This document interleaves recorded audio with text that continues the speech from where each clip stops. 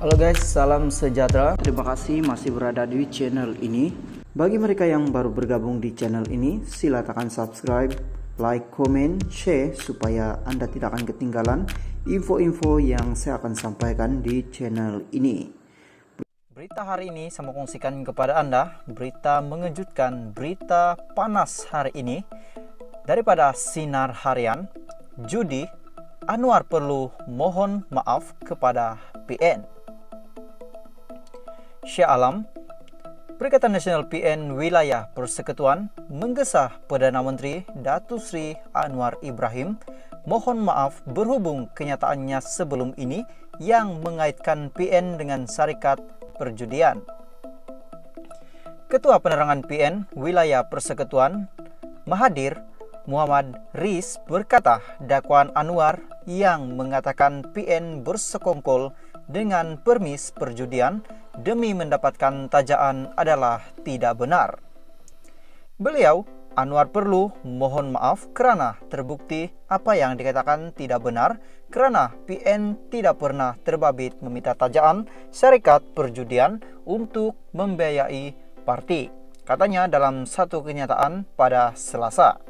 Beliau berkata demikian sebagai mengulas mengenai tindakan kerajaan negeri Kedah menamatkan sepenuhnya semua operasi permis perjudian dan loteri berkuat kuasa 1 Januari 2023. Mahathir berkata tindakan Perdana Menteri mendakwa dana pilihan raya PN datang daripada syarikat perjudian yang terlibat dengan cabutan khas judi sebelum ini adalah satu pembohongan.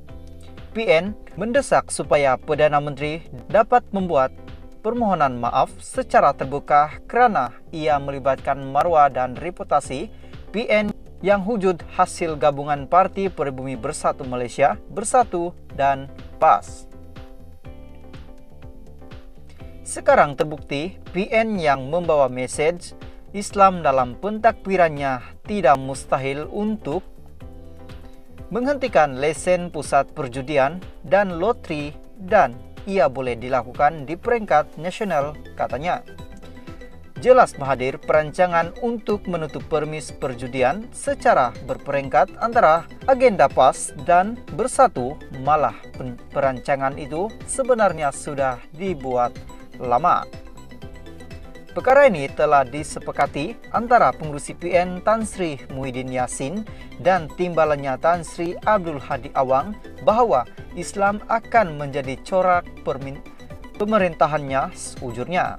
Anwar menerusi kenyataannya sebelum ini membayangkan sebahagian dana pilihan raya untuk Parti Melayu dan Parti Islam datang daripada syarikat perjudian yang terlibat dengan cabutan khas judi. Kata Anwar, Kementerian Keuangan juga mendapati pelanggaran dalam pemberian kontrak berjumlah Rm600 bilion tanpa tergender yang dikatakan berlaku secara era kerajaan PN. Pada Ahad Media melaporkan semua operasi permis perjudian dan loteri di Kedah ditamatkan sepenuhnya pada 1 Januari 2023 susulan keputusan kerajaan negeri tidak lagi memperbarui lesen perjudian. Sehubungan itu, Menteri Besar Datuk Seri Muhammad Sanusi MD Noor mengarahkan pihak berkuasa tempatan PBT memantau dan memastikan semua permis berkaitan mematuhi arahan yang diputuskan pada November 2021 itu. Halo guys, salam sejahtera. Terima kasih masih berada di channel ini. Bagi mereka yang baru bergabung di channel ini, silakan subscribe, like, comment, share supaya Anda tidak akan ketinggalan info-info yang saya akan sampaikan di channel ini. Berita hari ini saya mau kongsikan kepada Anda daripada Berita Harian. Kalau cakap benda Menteri Keuangan tak gembira susah. Kuala Lumpur, beberapa wakil rakyat kerajaan menyokong langkah untuk melaksanakan semula cukai barangan dan perkhidmatan GST walaupun ada antara mereka yang lantang membantah pelaksanaan cukai itu sebelum ini. Mereka berpendapat perkenalan semula cukai itu menerusi bajet 2023 dapat membantu menambah hasil kerajaan, namun mencadangkan kaedahnya direndahkan daripada 6% kepada 3 atau 4%. Ahli Parlimen Pasir Gudang daripada Pakatan Harapan, PH Hassan Abdullah Karim, sebelum ini membantah pelaksanaan GST dengan menyifatkan ia sebagai zalim. Namun kini menyokong jika ia dilaksanakan semula tahun ini kerana mengambil kira masalah keuangan negara, hutang negara yang besar dan bajet defisit. Saya antara ahli parlimen yang lantang membantah GST pada waktu itu, tetapi bersikap agak terbuka sekarang. Bukan menjilat ludah, tetapi saya pun tak mahu negara berhutang untuk pembangunan. Maka saya terbuka untuk kerajaan memikirkan semula langkah ini jika ia dilihat boleh membantu kerajaan.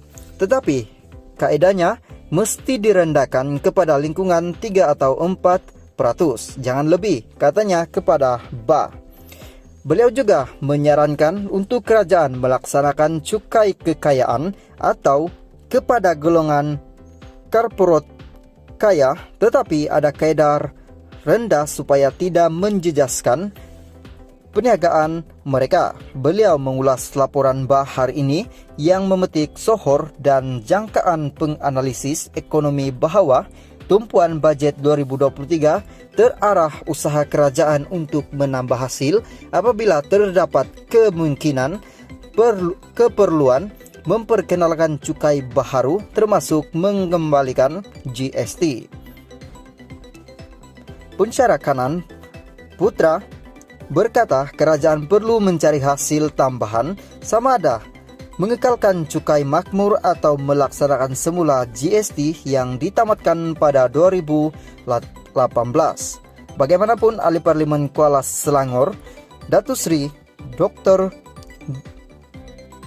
Zulkifli Ahmad yang lantang mengkritik pelaksanaan cukai itu, dulu enggan mengulas kerana menyifatkan ia isu sensitif berikutan membabitkan dasar. Halo guys, salam sejahtera. Terima kasih masih berada di channel ini. Bagi mereka yang baru bergabung di channel ini, sila tekan subscribe, like, komen, share supaya Anda tidak akan ketinggalan info-info yang saya akan sampaikan di channel ini. Berita hari ini saya kongsikan kepada Anda daripada Malaysia kini. Johari tentukan status 4 ahli parlimen GRS dalam masa 21 hari. Speaker Dewan Rakyat Johari Abdul berkata dia akan membuat keputusan mengenai kekosongan 4 ahli parlimen dari Gabungan Rakyat Sabah GRS dalam tempoh 21 hari. Johari juga